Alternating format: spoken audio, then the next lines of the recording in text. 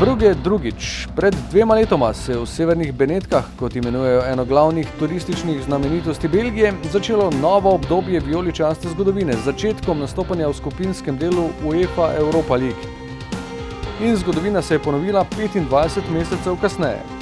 Ker Zulte Waregem nima dovoljenja za igranje mednarodnih tekem na domačem stadionu, je člane mariborske odprave v sredinem zgodnjem popoldnevu pot po mestnem pristanku v Ostendeju znova pripeljala na isto mesto.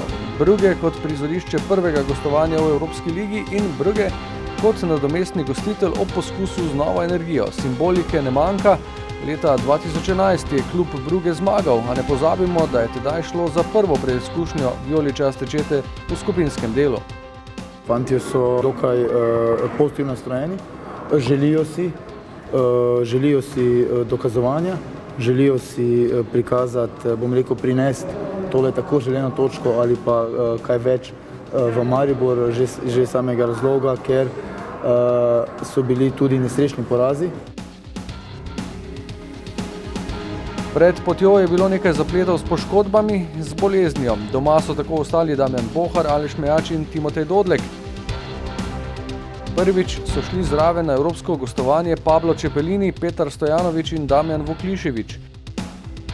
Med 20-člansko igralsko zasedbo je nepogrešljiv Dejan Mezga, ki ima veliko izkušenj z evropskimi izzivi in se strinja z ugotovitvijo, da je ekipa odšla na pot v boljšem stanju kot pred 3 tedni v Angliji. Sigurno, ja.